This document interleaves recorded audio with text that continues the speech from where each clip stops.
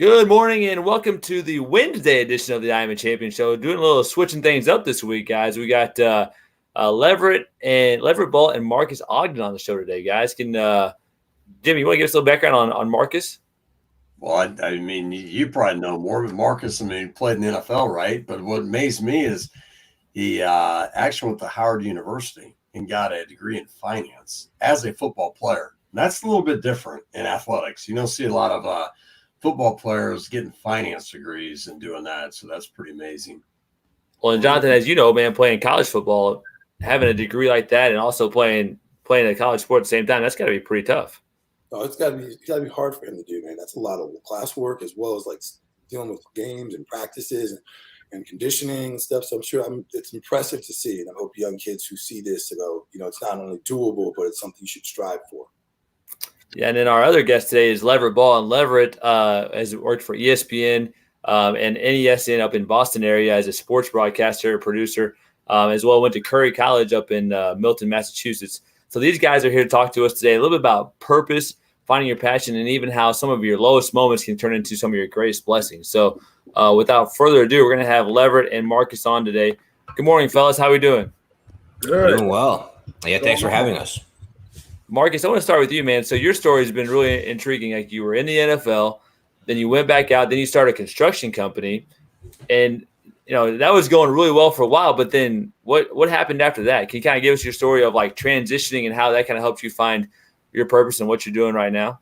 Yeah, so Jason, when I got out of the NFL, I built Kayden Premier Enterprises. It became the largest African-American subcontracting company in the city of Baltimore and the state of Maryland, in the area of site work. We did like site work, grading, demolition, utilities, concrete. But unfortunately, as the company grew, my ego went right along with that. And I made some real bad mistakes. I got really arrogant. I got really pompous. I got really self-centered, and I stopped listening to my trusted team and key team members.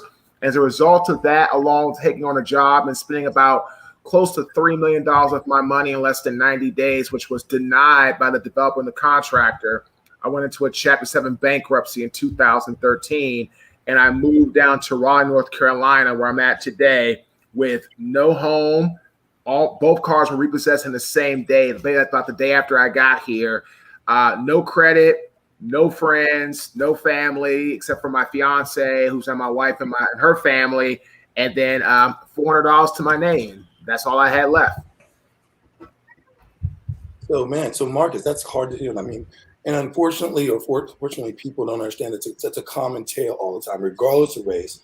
When you're a professional athlete or someone, even an entertainer who gets a lot of money, we tend to, like you said, let our egos get the best of us. Like, we know more than we think we know, because we think that because we got money and we got here and we struggled and we fought, we can handle anything. And it's funny you mentioned Maryland, man, because I grew up in Rockville, Maryland, went to Magruder High School out there. So that's yeah, absolutely, man. Yeah, I'm from DC originally. Went to Howard University, as James mentioned earlier on the pre-show, and my brother went to UCLA, and he was a number 4 draft pick overall in 1996 to the Ravens, and had a 12-year amazing career. And then I came up and went to Howard and got drafted to the NFL. I'm actually the first and only, still to this day, offensive lineman ever drafted from Howard to the NFL.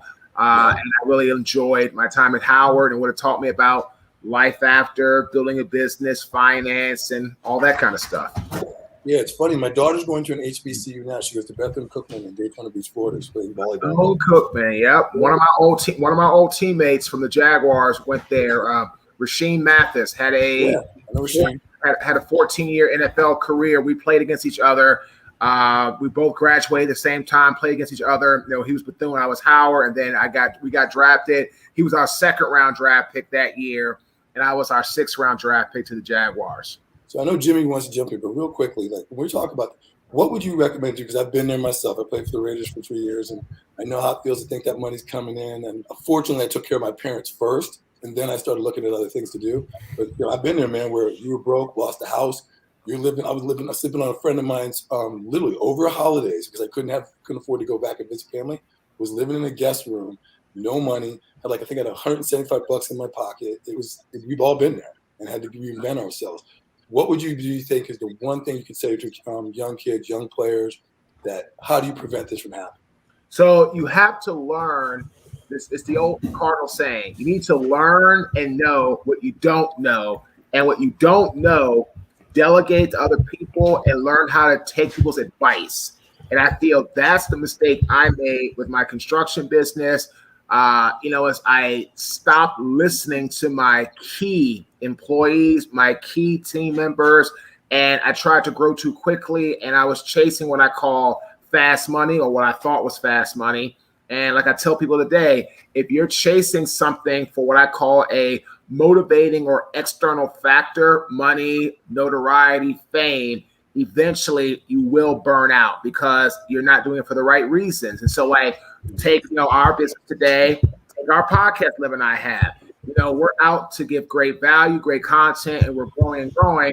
We didn't start it to like make a bunch of money or try to get famous. We just started just to help people, and it's grown to what it is today, and it continues to grow as Leverett and I now invest in our business because we understand how to take advantage and listen to each other, and then kind of just go from there. So Marques, but you talk about when you were basically broke, you had nothing. You moved back to Carolina.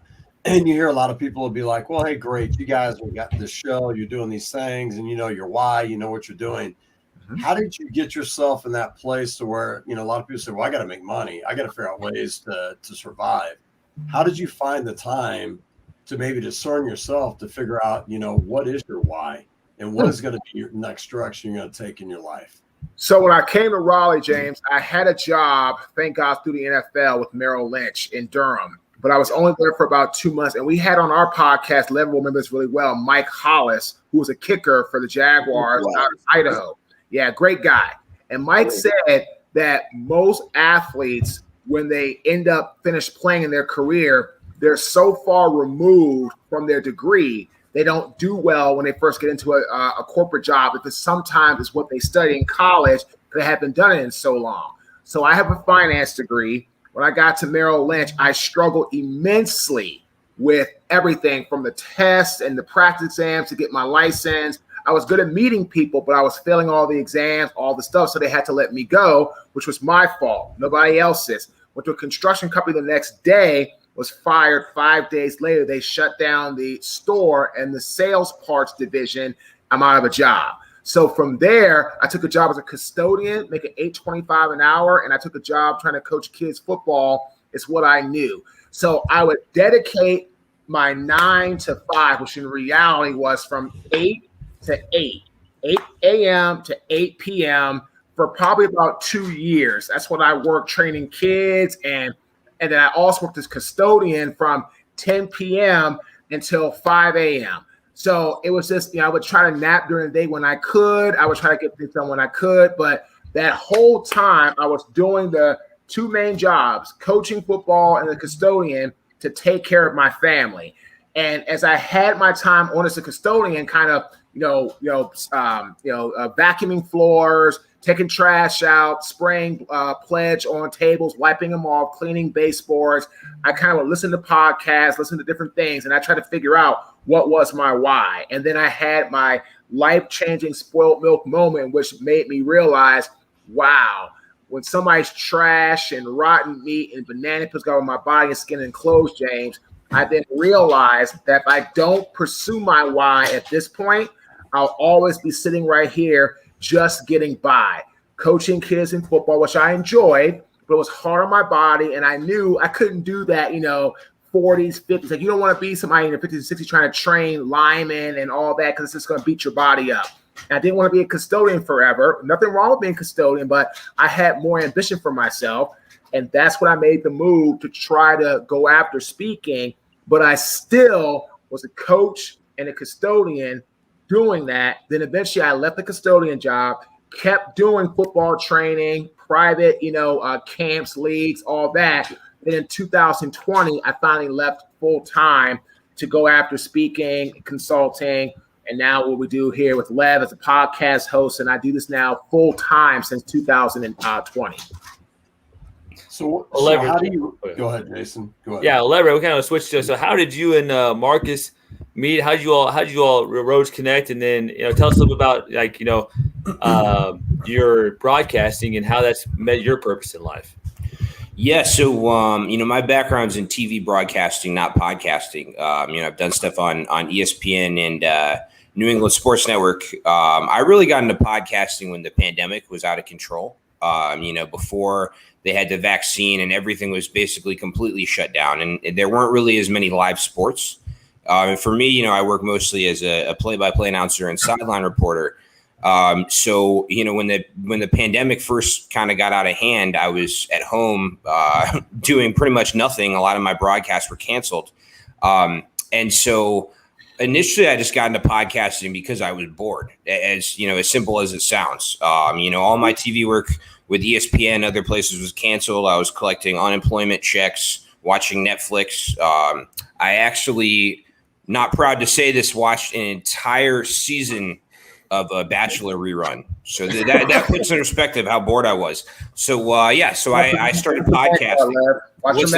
Watch your man part, Lev. Yeah, I know. It went out the window at that point in time, but we all kind of jumped into it, especially when it was brutal. That's when you've hit rock bottom. But you watch an entire season of a Bachelor rerun in like a span of 2 days. So I started podcasting again, and then initially I just did it alone. But I reach out to different professional athletes and other people and invite them on. So I initially invited Marques to come on the podcast as a guest. I had him on twice. And then we talked further about, launching a second podcast that we'd co-host together. And then, within the first 3 months of us launching that podcast, we were within the top 3% of most popular podcasts worldwide out of 2.6 million podcasts. And, since then we've gotten high profile guests and sponsors that started making money. But again, initially when I started podcasting, it was before I got in touch with Marques. Didn't make a dollar doing it. It was literally just a way of passing time during the pandemic. And it's really taken off. And, I think when Marques and I first decided to, launch our podcast together, we didn't expect it to do as well, especially, for it to take off as quickly as it did. Again, we were, I think after 2 months in the top 5% worldwide of most popular podcasts, and within 3 months within the exact number was the top 2.5%. We're definitely hoping to be in the top 1% worldwide within the next few months. So, we're just really trying to keep the ball rolling. But like I said, I don't think we anticipated this. How do you go? Like you guys talk about almost reinventing yourselves. Mm-hmm. I mean, TV broadcaster, Marques, you mentioned the things you were doing, and now you go into something totally different that you've never been in before. What's your recommendations you give to people that are kind of starting afresh, starting anew, have to do something different? How do they go about it to succeed in that? So what I would tell people is you need to identify your strengths. Take Leverett and I.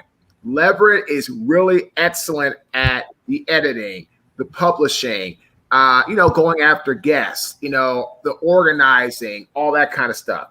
I'm very good at going after guests, closing sponsorships because I've been very good at sales. I have an acronym for sales: strong, action-oriented, lay out your why, efficient strategies. So we've been very successful closing some very high-profile sponsors. But I'm also very good at leveraging my network of former NFL athletes, NBA athletes, celebrities, whoever I know, business professionals, to bring a very different feel to our show. It's not just sports. It's not just mindset. It's not just entrepreneurship, not just business. It is a diverse mix of all. So Leverett and I came together, and once we knew what he did well, what I did well, we then came together and we launched this podcast. So anybody that's listening, figure out what you do well. And if you want to do something you could do by yourself well, go after it. But if you do something well, but you need somebody else to work with you to make it work, well, find someone that doesn't have the strengths you do. You join forces, you create alignment around a unified, shared vision, and you go to work and let the chips fall where they may. Oh, that's great, man. I really appreciate that answer. But I wanted to go back to something you were talking about. You mentioned the phrase, and you hear this growing up a lot, is short money. When people mentor you, they always try to tell you about short money. And in fact, believe it or not, and this is where I'm with Leverett here. I was watching an episode of Walker, Texas Ranger, because it was just on. It was like a marathon. Stop laughing at me, Jason. So, because the show, I think it's corny. I'm sorry.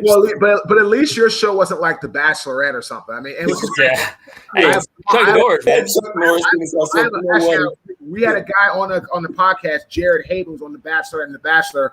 He's a coaching client of mine. So great guy. And again, no problem with guys that watch it. If their wives got them or their girlfriends, you're trying to use that to kind of have some go lucky time later. Get it. Leverett by yourself, man. Although at the time I was dating a girl who liked the show. In my defense, but you left that out, so that's cool.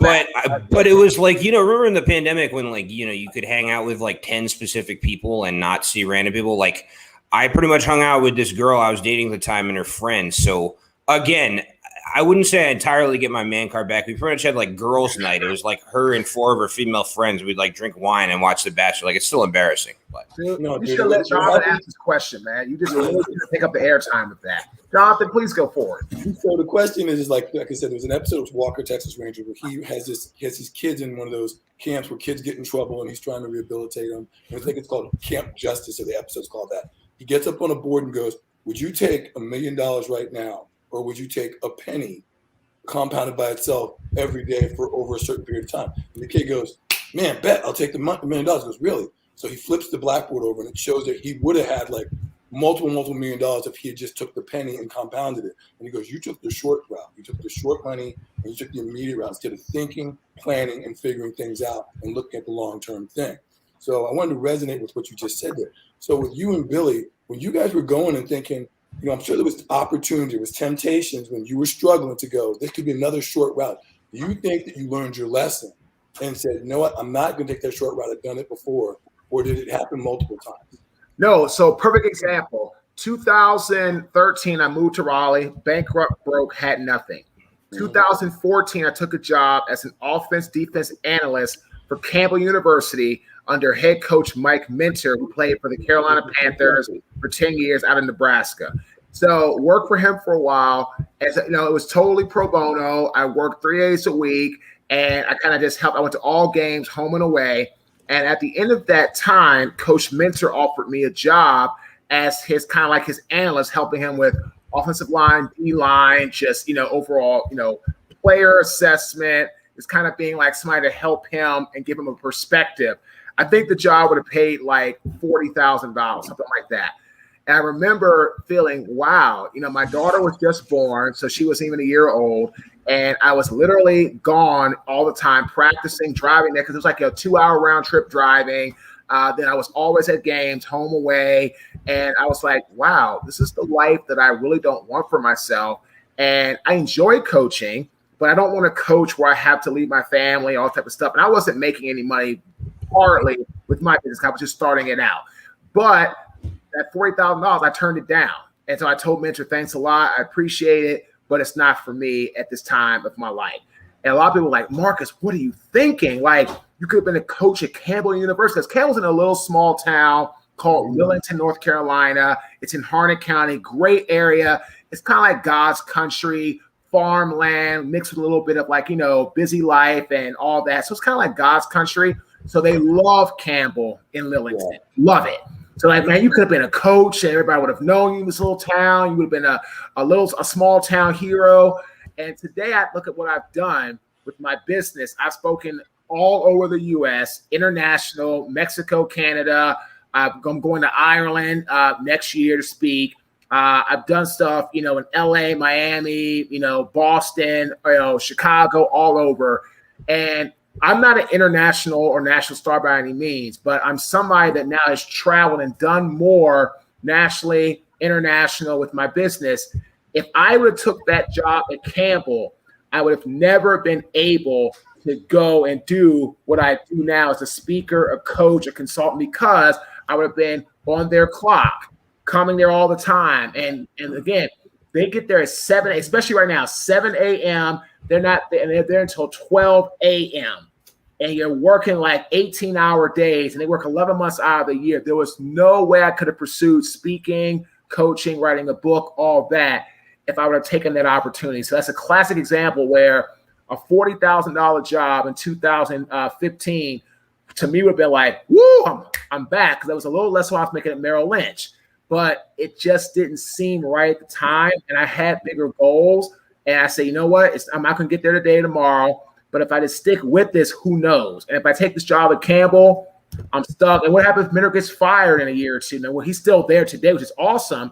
But who knows what would have happened? So, my job today would have maybe been paying me maybe like, 50, 55,000, which is a respectable salary. But what I do now, I can sometimes make that in a day or a month for consulting. So it's give and take. So I turned down the $40,000 job in 2015.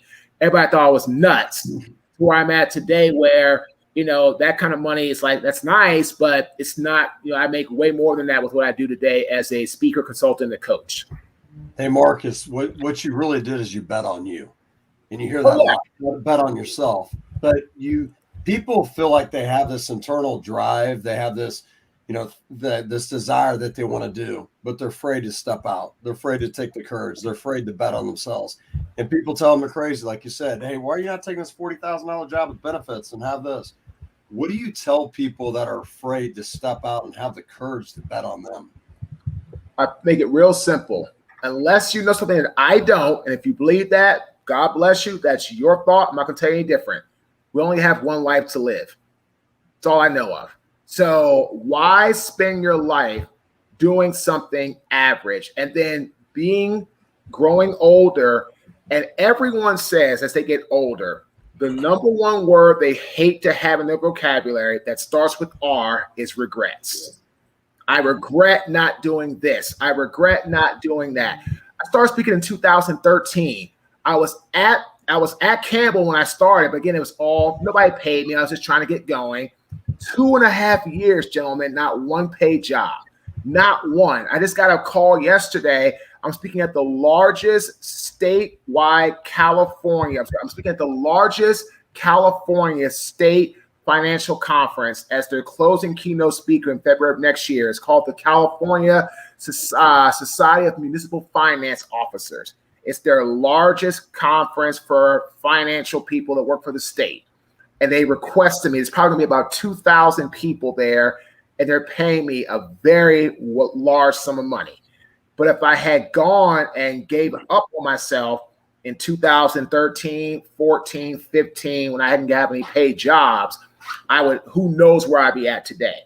I'd be still either coaching high school football, doing something that I hate, and this is why I feel people too, like marriages and people that are in marriages that are not doing well, I feel a lot of times it's because somebody's not happy with what they're doing professionally, brings into the marriage, and that causes problems as well. I have a client I'm going to start working with, same thing. Like he's not happy with where he is, it comes to the marriage, and I feel that's a lot of people. So you might as well bet on yourself because we only have one life to live. So why have regrets when you're gone or when you get close to that time of your life? It's not going to be here anymore. Yeah, and Leverett for yourself, man, we talk about purpose a lot. Like, the why behind you all do what you do. With your podcast, with your partnership, how important is the why to find your purpose? Yeah, well, I would say also kind of building off, what Marques said as far as your why. A lot of people, as far as you guys referencing betting on yourself, a lot of people talk about risk, and they say, it's such a risk to not get a 9-to-5 job and pursue broadcasting or acting or music or something really competitive. And to some degree, I don't agree with that because, there's a lot of risk involved in taking the traditional path.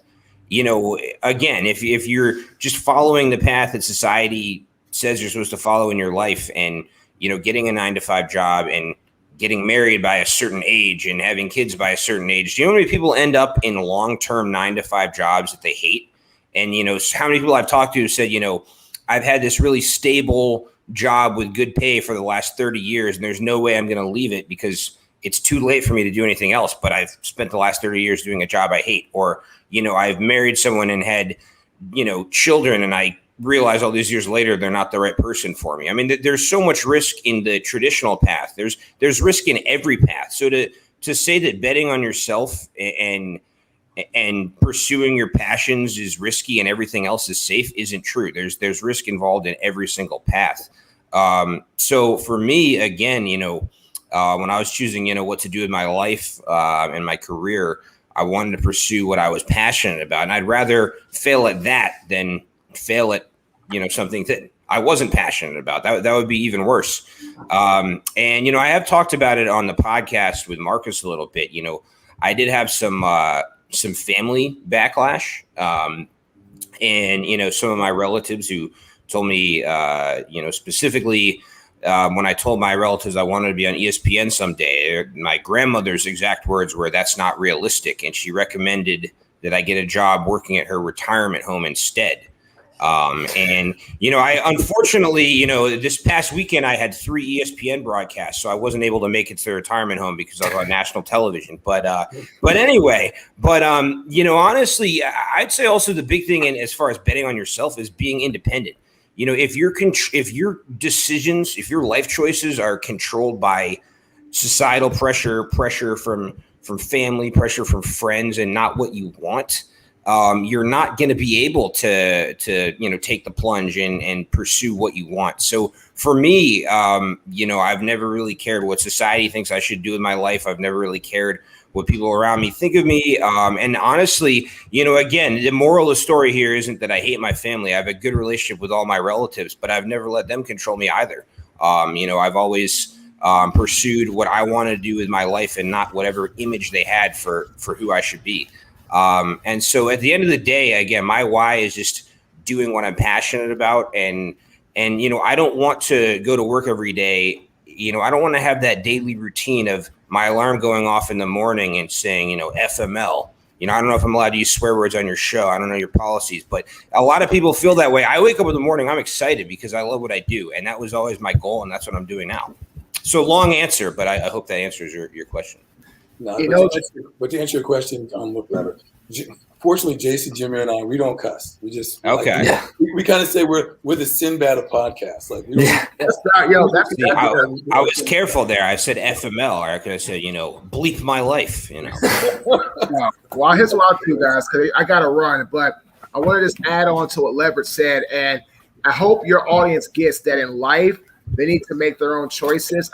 Leverett just said something really sparked me. One of my good friends has worked for a company for exactly 30 years, and now there's a shift in management change that's negative, and he is now considering, do you leave? Does he leave? Does he walk away? Like I said, 30 years of his life has been at this organization that he loved going to work, was excited about, but all of a sudden now that's gone because of someone coming in, changing the culture, changing the leadership style. And a lot of the executives are like, wow, this may not work for me. So again, you need to bet on yourself, and you need to understand that in life, if you make a mistake, own it, fix it, move on. And don't let failure be a reason why you don't pursue something, because at the end of the day, we all fail, but very few of us live. So I hope everybody takes from there.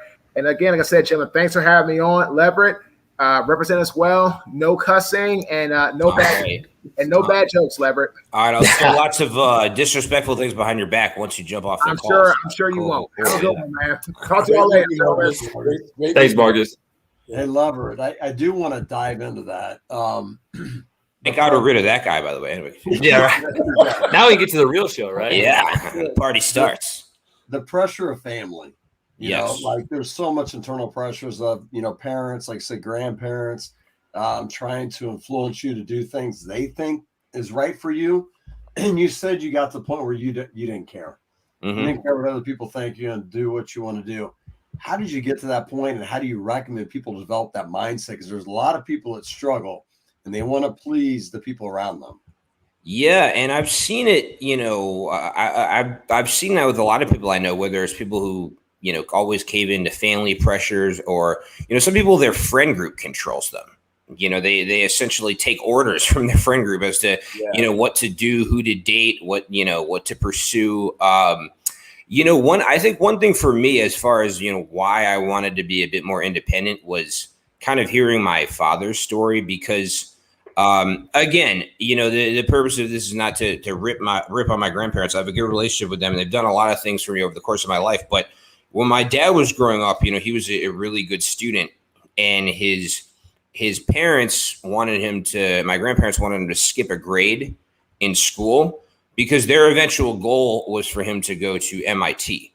And so they really wanted to fast track him academically. He was worried that he wouldn't fit in socially, especially I think he skipped a grade. I forget his age, but like he was basically a little boy taking classes with guys with mustaches who were interested in girls. So he didn't fit in at all. And, he had no friends and he got bullied. And his way of compensating for his social insecurities was bragging about how well he did in school, which made people hate him even more. So my dad's social experience, through middle school and high school was awful. And yeah, he took classes with older kids, smoked them on, tests and everything in GPA. He did eventually go to MIT. And now, he's worked as an economics professor at Harvard, Princeton, and Johns Hopkins. But he regrets all of that because his social experience was horrible growing up. And it honestly permanently affected his self-esteem in ways that still affects him as an adult.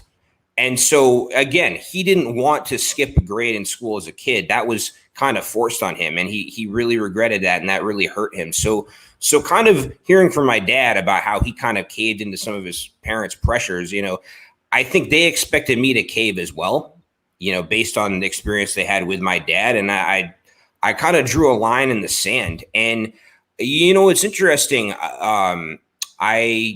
Months ago, before I got in touch with Marques, when I was hosting the podcast solo, I had Reggie Walker on my podcast as a guest. I don't know if you guys are familiar with him. He's a former San Diego Chargers player. They're now the LA Chargers. They're called the San Diego Chargers when he played for them, linebacker. But he's a really interesting guy because he was a victim of very bad child abuse growing up for years. And he was actually sexually abused as a child and for a while was very isolated and dealt with some significant mental health issues. But he said the thing that he learned is that you shouldn't need anyone in your life. You should be able to get by on your own. The people you bring into your life, whether it's, friends or girlfriends or wives or whoever, they're people who add value to your life, but you should be able to get by without them. If you can't operate independently, and you rely on other people, I think that leaves you powerless. And that's what, I think causes a lot of people to be influenced so much by others is the fact that they just feel completely powerless without them. And, for me, again, also partly my experience growing up, I was an only child. I went to boarding school starting at age 16. So I had to be independent early. And I think that helped. So I think it's a mixture of those factors. Well, it's really funny you mentioned dads, Leverett. And it's funny, I'm pretty sure that Marques would agree with this. And this is a quick little story. When I was my biggest influence, and Jimmy and Jason know this very, very well, has always been my father. And when I was growing up, I don't know what prompted this. I don't know what I said to make this happen. He came home, told me to get dressed, and got me in the car and drove me to the local McDonald's where we all hung out all the time and went there. And I'll never forget, it was the first time I ever really met someone from the Middle East. One of the manager's name was Javed. And he said, he took Javed aside. I saw them talking. And my dad was working at IBM right now. He gave Javed some money. And then Javed came over and said, I'll see you on Monday. And I was like, what do you mean you'll see me on Monday? And my dad had made this guy give me a job. And I had to work here no matter what for 3 months. And he couldn't fire me and I couldn't quit. And I didn't know what the frick how this all played out. Cause I don't have a say so. And I made some stupid comment in the car, like, Dad, this what am I, Kunta Kinte here? What the hell? Why are you selling me out like this? And so I went to work. First week I was there, Javed had me taking out the trash, cleaning up like the grill stuff. Like it was none of the cool jobs. Like, hey, can I take your order? Or at the drive-thru. It was all the crappy jobs. Right. So I'm walking outside. I'm carrying trash. And I'm trying to speed my time up so I don't have to do it as long. So I had one bag over my shoulder, and I'm trying to carry two in my hand. And we've all taken garbage out to the curb before. Bad move. There's some friends in the drive-thru line. They could see me. And there happens to be this girl in line with her cousin. And the girl, I'm not going to mention her name and stuff, but she was Holly Berry before there was a Holly Berry. Like that was our Holly Berry in high school. The bag over my shoulder ripped and just poured garbage all over me in front of everybody. So I'm totally embarrassed, totally upset. I'm ready to quit big time.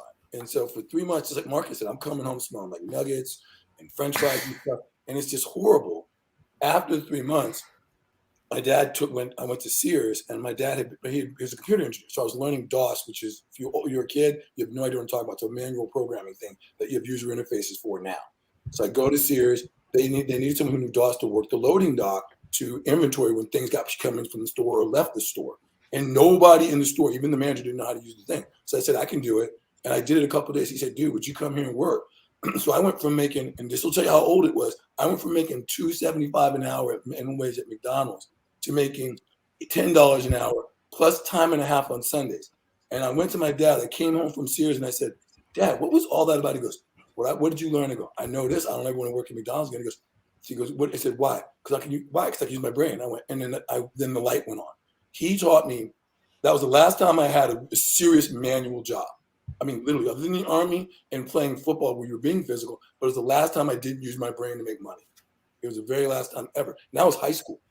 So, hey Jason, I know you want to mention something, but remind me when you brought that up, Jonathan, coming back to America, or when he did that deal with McDowell's. Remember McDowell's? When he's in there, he's like, man, I'm cutting the lettuce.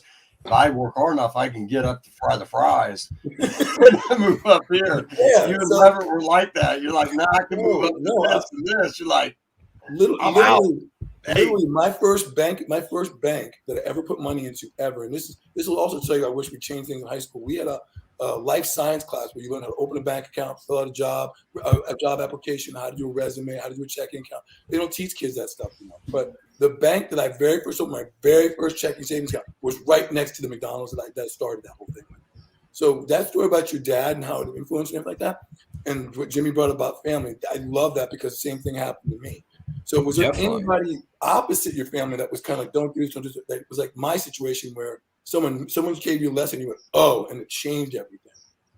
Yeah, I mean, well, I would say for one, you talked about how, it made you hungrier and more aware to have that awful job. I think having jobs like that definitely makes you hungrier, and for a lot of sports broadcasters, when you start out, you don't make enough money to really support yourself. So there are some, sports broadcasters who will get a full-time, job in sales or whatever, and also broadcast.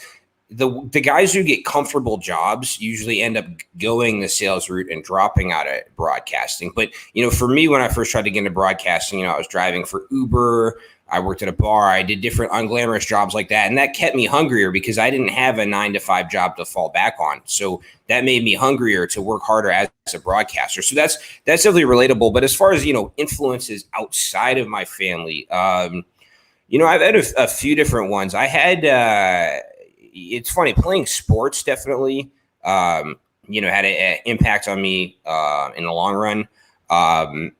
Some of my coaches playing baseball, really had an influence on me. There was one because also, in baseball, when I played, obviously I had high school coaches. I played in college as well at Curry, but then I had private instructors who I worked with. I had a former Baltimore Orioles player, Paul Winterling, who, I do one-on-one hitting lessons with as a high school player and college player. I would say I learned a lot from him that went beyond just how to play baseball and how to hit and swing a bat, because a lot of what I learned from him was about how to be confident in myself, and it really just how to be a man. And I didn't have that, growing up because, my dad worked all the time. He did teach me some valuable lessons along the way, but we weren't around each other on a day-to-day basis because he was working so much as a professor.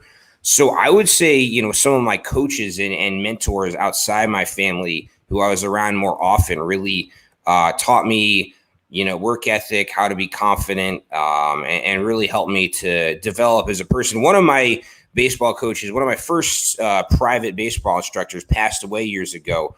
So it was definitely a sad ending to that relationship, but he passed away in an auto accident. But, he was one of the first people who really taught me to, have confidence and just believe in myself, stick up for myself, because, when I was younger, I was like terrified of my own shadow. I'm very different now as an adult than I was then. And I think I learned that through a lot of my coaches. So I'd say as far as, mentors outside my family, I'd say a lot of my baseball coaches back in the day.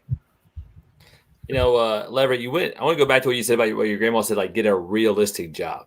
Mm-hmm. And a lot of us, we fall into that trap of people saying what realistic is. And what we don't realize is like what's realistic to you is different than what's realistic to me. And so I think of that perception of how would you help people like understand like, hey, when somebody says that to you, they're coming from their perspective, and how to form your own perspective of what realistic is and what you want for yourself. Like, how do you make your dream a reality and not take in that pressure from other people to have a real job when that's like kind of just a perspective from their own.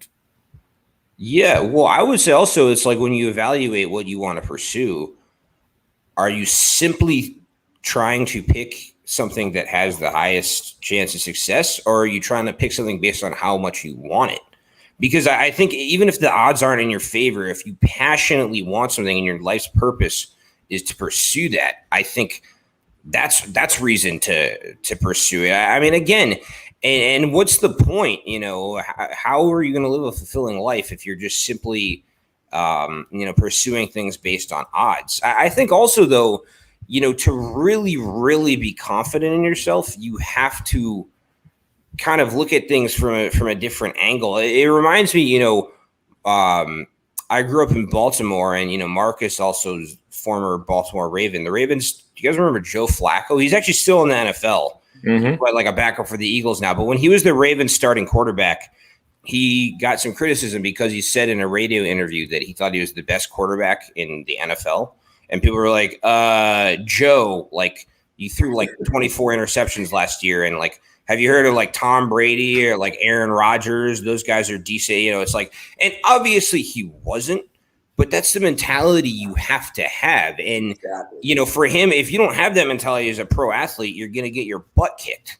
And so, again, regardless of how high you are on the totem pole, it's important to believe that you're the best because that allows you to be more successful in the long run. And, if you're looking at it from an unbiased perspective as a football analyst, you're not going to say Joe Flacco is the best quarterback in the NFL. But again, Joe Flacco needs to think that Joe Flacco is the best quarterback in the NFL in order to play to the best of his abilities. And so for me, again, if I looked at it from a numbers perspective, the odds of me making it as a broadcaster maybe weren't great. But again, I was passionate about it. I didn't want to have regrets. I wanted to pursue it. And if I was going to pursue it to the utmost of my abilities, I had to have a certain level of belief. And I don't mean this to sound arrogant, but again, in order for me to do well, I have to think that I'm the best at what I do. So I will never see a broadcaster on television and say that I think they're better than I am. Like, I could be at a sports bar and see someone on the TV who's been on ESPN for 25 years and won 10 Emmy Awards, and I think I'm better than that person. I'm not, but that's my mentality. So again, I think it's all about, again, believing in yourself and I think making decisions based on what you want versus the odds. And there's also nothing wrong with failing. I think a lot of people don't pursue things because they're afraid to fail. At the end of the day, I don't consider rejection failure. I consider self-rejection failure. If you, shoot your shot, apply for something, whatever, put yourself out there and fail, I don't really view that as failure. I view failure as giving up on yourself. And again, never self-reject, whether that's professionally, in your romantic life, whatever, again, put yourself out there. And at the end of the day, I think true failure to me is not trying and having regrets in the long run. So, hey, Leverett, something I want to dive into, and it kind of reminded me of Russell Wilson. Like he talked about from the beginning when he was at North Carolina State, or he wasn't highly recruited, and going to Wisconsin, he saw himself as this high elite level quarterback, even though his height didn't show it, and people, didn't think he was that high level of a quarterback. So that confidence he had within himself. You mentioned you had instruction from a hitting instructor, and you said the biggest thing he taught you was confidence. Yes. Right. How did he go about teaching you how to be confident in yourself? What did he do? What approaches? What techniques did he use? There were a few different things. I mean, part of it was just setting the example. He was just the most confident person I've ever met. in every aspect of his life. Like this guy, his name was Paul Witterling. He actually, when the Baltimore Orioles offered him a professional contract, he turned down an opportunity to go to Johns Hopkins Medical School. So like he was good at a lot of different things. And, and he had confidence not just in his athletic abilities, but his intellectual abilities. Also, he would tell me so many different stories about this might come across not the greatest as some people, but he would tell me he was very open talking about his romantic conquests and like meeting women when he was traveling on the road as a professional baseball player. And this dude was fearless. Like he would just go, he'd be traveling with the Baltimore Orioles and they'd be at the hotel and he'd go down to the hotel bar and start chatting up girls. And like, he would tell me all these stories, and that may come across as some people as a little arrogant or whatever, but he was just so fearless and confident in every part of his life. And so that kind of set an example for me. It's funny though. He was another person who came on my podcast recently, and he had told me so many stories when I knew him about his romantic conquest that it was like second nature. I didn't think anything of it, but he told a bunch of dating stories on my podcast. And then 2 days later texted me and said, he's now married. He said, my wife would like to know if you can delete the stories in the episode of me talking about picking up girls in the MLB. But so that got a little weird. His wife didn't like the episode too much. But I think one was just setting an example. He also, he talked about like you have to have confidence, and he applied it to baseball. But I learned to carry that over into other parts of my life as far as like, just talking about like you're not going to have a shot. If you go up there, if someone's throwing a baseball 90 miles an hour, it's hard enough to hit it if you believe in yourself. But like, if you're intimidated by that guy and you don't even think you can hit the ball, why even show up to the ballpark? Someone's throwing 90, 95 miles an hour and you're not confident in your ability to hit. I mean, you've struck out before you even step up to the plate. So he was talk about that. He would also, talk about different guys he played with, and in the pros and their mentality, and kind of give me kind of a look behind the scenes at the mentality of a professional baseball player. And I'm not saying that, I want to emulate those guys in every way, those professional athletes, because there's a fine line between confident and cocky. And for me, I want to be confident, but not cocky and arrogant and condescending. And some of those guys, he told me about, did kind of cross that line at times. I hope if I'm married someday, I don't have to reach out to hosts and ask them to delete parts of my, interview because it offended my wife. But so again, I don't want to emulate those guys in every way, but I think it was, again, an example, and just getting that look kind of behind the scenes of like what a professional athlete's mentality is like, that is again, so helpful. And it's just another level of confidence and fearlessness, and like not giving a bleep. I know we don't use curse words on this show, just being so locked in, so confident, and not backing down from anyone or anything. Dude, that's awesome. And it's funny because I can kind of relate to his stories a little bit, having a few times in the NFL. I have relatives that are playing right now, and when they first got drafted, I took them aside and I said, look, I'm not going to ask you for money. I'm not going to be that guy. I'm not going to be that relative. I'm, your dad or your uncle asked me to talk to you. Here's what I want you to understand. Dude, you ain't that charming. You ain't that cute. You ain't that amazing. Where were those honeys when you were broke? Where were those honeys when you were kicking it? Where were those honeys when you were on the street? I hear you and I understand. And I understand that temptation and I understand how that feels. But there's a fine line, like you said, between believing in yourself and doing your craft and thinking that you're better than someone else because of that. You got to find yourself, because that can change in a second. And I mean, in a second, you could really step off of a curb. I had a guy who tripped over one of those wheeled ottomans and broke his knee and lost his football. In the house, literally. That was it, done. But I want to wrap this up a little bit about something, dude. It's like when you talk about people being confident and stuff, I met one of your counterparts or your peers in your industry, and it was so funny. His name is Daryl the Guru Johnson. He does 95.7 the game here, and he does it with Lorenzo Neal. And I never knew what Daryl looked like because I always heard him on the radio. And then finally, when I met the guy, I went, "You're Daryl?" And he looks like he could play. He looks like, dude, he's a good-looking brother. Looks like he play in the NFL. I'm thinking it's this nerdy little dude that sits in the barbershop that guy was always yapping and thinks he knows everything. I had totally stereotyped it. I was like, dude, what do you know about sports? I feel like smacking him sometimes. Once I met him and saw him away from the microphone, I was like, now I'm a total fan of his show. Like, I endorse him. I tell people, listen to this guy. He knows his stuff. He studied. He has some degree in communications. And I mean, I totally didn't know what was going on with him. And the point I'm trying to make is like, you know, you have, like you said, think like that, but you also don't know why that person's being confident. You don't know their journey. I thought he was just a little knucklehead in the barbershop that always runs his mouth. And I go get my barbershop, go get my haircut all the time. And you always got those guys in there like, oh man, Jimmy Garoppolo can't play. I know, man, if I was out there, I could handle it. I said, dude, you're 5'6", weigh like $180. And you came in here eating a cheeseburger. You couldn't tackle across the street. Shut up, stop talking, you know.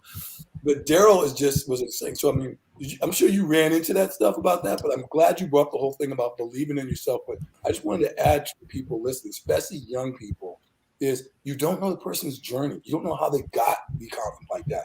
They could have been on the street like Marques or like yourself or something, living in their car, and now they're confident because they got there and they overcame those odds.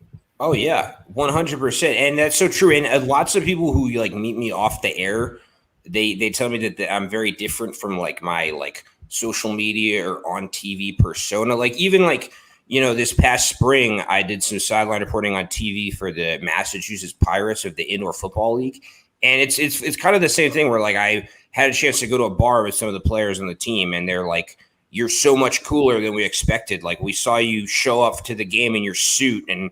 You know, ask us to come on camera and do an interview, and just seeing your professional persona, we thought you were kind of a nerd and you're just a normal person. It's the same thing. And I'd say also, as much as I talk about being confident, it is a fine line. And, you know, there are those people who get too confident and lose themselves, or too ambitious or too career focused and lose touch with their relationships, and you know, people they've known their entire lives, they suddenly act like they don't know them. That's a dangerous game. And people who go too far and, again, stop responding to friends, stop responding to family, get too into themselves, they're usually humbled. So it's hard to balance being really confident with also not going overboard. It's a very fine line.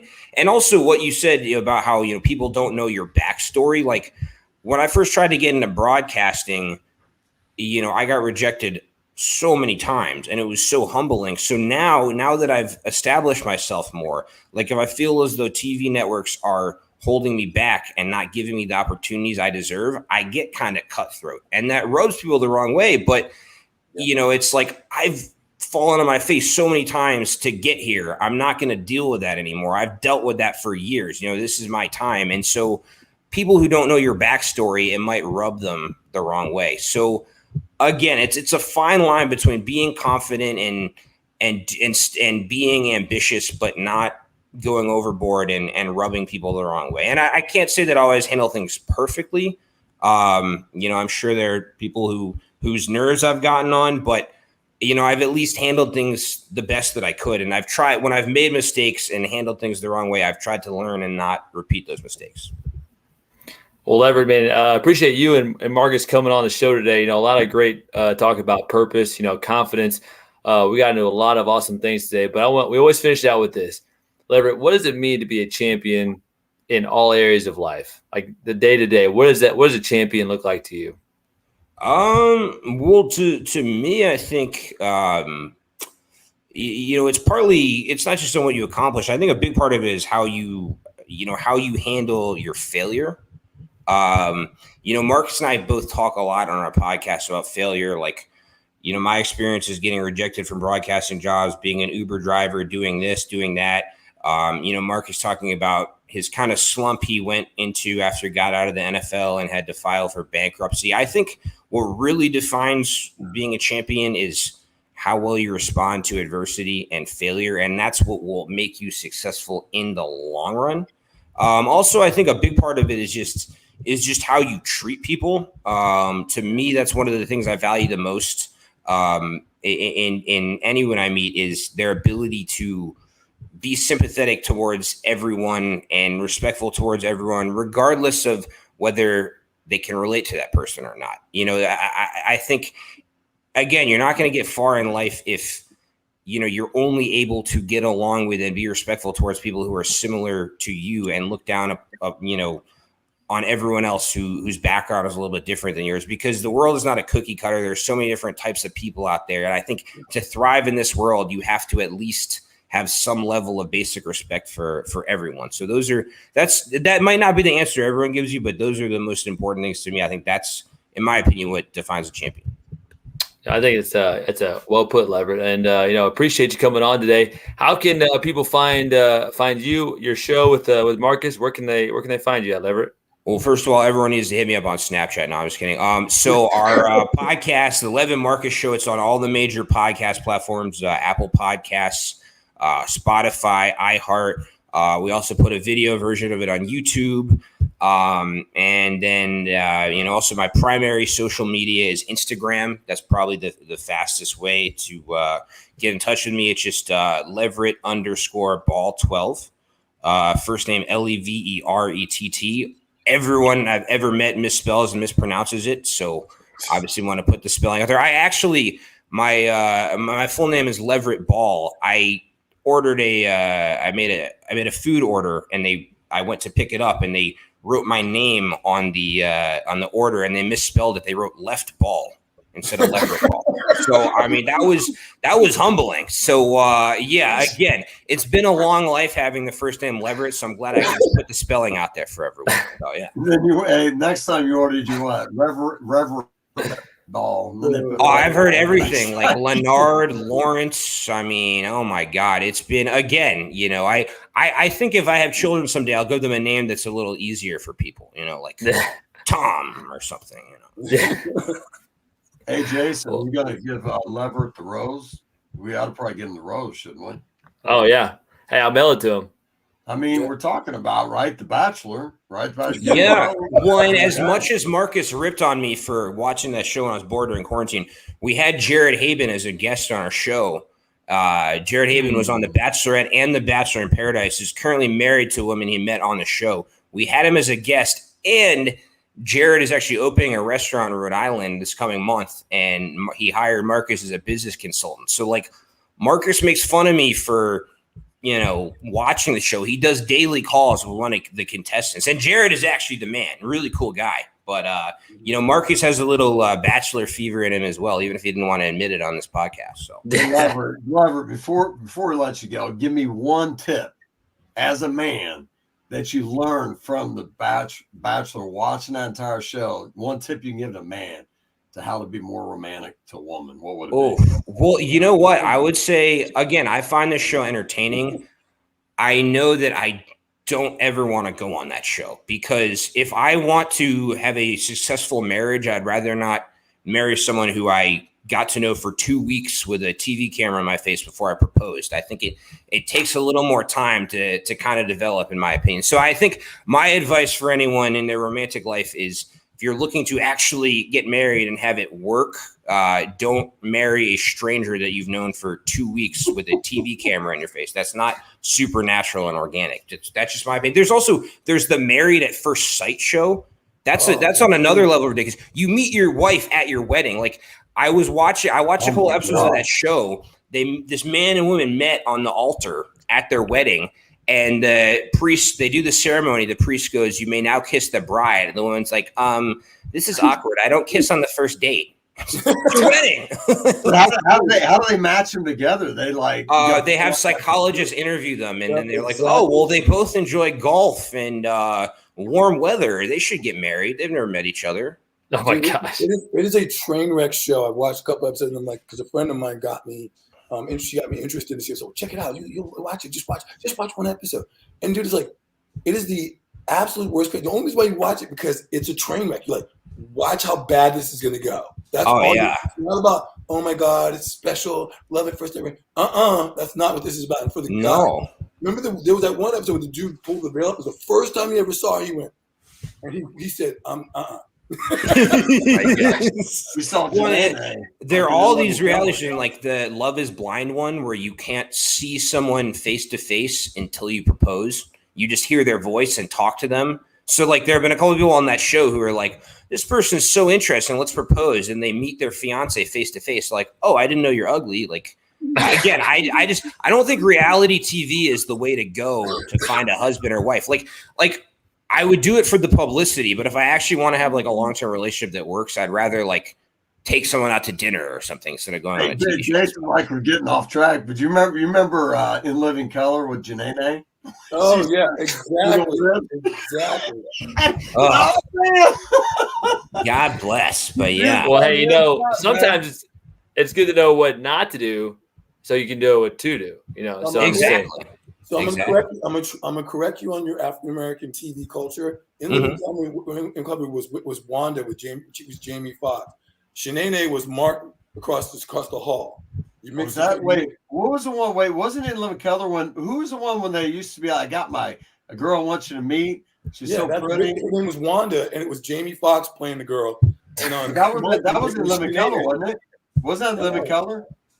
Who had the big lips? Who had the big lips? Like that's Jamie Foxx, man. Go Google Jamie Foxx on In Living Color. You'll see the character. It's Wanda. Yeah, but it's In Living Color, right? Yeah, it's In Living Color. And by the way, it's coming back to America. It's coming to America. By the way. And then Shanae was on Martin, and both those guys credit their character to because remember, this is where I'm dating myself. Flip Wilson used to have Geraldine.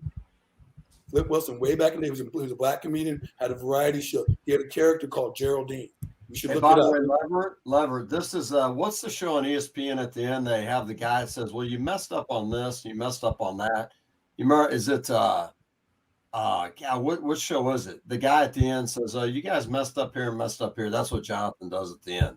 Yeah. I appreciate it. Who do you know who hosts Interrupted or whatever it is? Oh, pardon the interruption. And the guy at the end says, "You guys messed up on that. You messed up on this and that." It's like, okay, thank you. Well, don't they have like a time clock where they have to finish all their topics? And it's like 2 minutes, per topic. Well, Lev, our dynamic is pretty much this. For anybody who's watching, Jason is the calm, cool, like almost like Richie Cunningham with an edge, and he gets the guest and he talks. And so Jimmy takes us off on some path that has nothing to do with the show. Like we're talking about cars. We're suddenly in Zimbabwe talking about how to buy fire in the wood. I don't understand. And I'm like Marques. I keep trying to bring us back. Like let's make it so the young kids can feel it's just funny. Yeah. Well, it's just like the line in Anchorman. That escalated quickly. Yeah. This last 5 minutes escalated quickly. I don't even know how did we got on that one. But, all kinds of reality shows talk about dating. Yeah. I'm just glad we had Leverett left ball on today, baby. Yeah, dude, that was most humiliating moment of my life. So yeah. Yeah. Leverett, man, you have a great Wednesday, and we will be in touch with you soon. Sounds good. Yeah, and appreciate you guys having me on. Yeah. I'm gonna reach out to you, Marques. Definitely just to stay in touch and stuff. I want to keep these networks going. Absolutely, for sure. So cool. All right, yeah. Thanks, guys. Have a good one. Hey, guys. Well, guys, that was a heck of a show. A lot of great stuff, and then the end was it's special. I'll put it that way. Yeah. Well, dude, it's every time we do these shows, it gets more comfortable, more fun, and every show. I mean, I hope people that listen or they watch it later. They go look at some of our other shows. You'll see progression, but what the most important thing is no matter where we're from and where we come from, we always learn something. Like you always hear someone say something, or even if it just validates something that you've already been through, like, yeah, I feel the same way. Thank you, man. I appreciate that.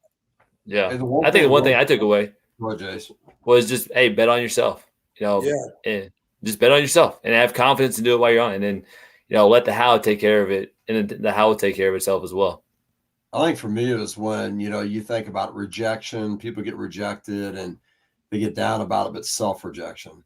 Yeah. You might get outside rejection, but once you get to self-rejection, you reject yourself. That's when it's done. So you can't reject yourself. Yeah. I got that one just better than yourself, believe in yourself. It's like overcoming those rejections, understand that no one's coming to say, hey, you can do this all the time. No one's coming to say, I'll help you or guide you or coach you. Kind of like he was talking about Walker from the Chargers and how Marques was talking about. At some point, man, you got to say, look, this is on me. I'm going to do the best I can. And if I fail, at least I know I tried rather than sitting around knowing I didn't give an effort. That's right. Yep. All right, guys. Well, a couple of weeks, we got a couple of guys coming on talking about the impact of influence. Really excited to have Chip Baker back on the show. Who's a great author doing some great things in the Texas area. So look forward to that. Texas Walker. Hey, There we go. Hey, Jimmy, you know Chip Baker, man. He comes, he brings it every time. That's right. All right, guys. Have a good one. You have a good one, guys. Bye.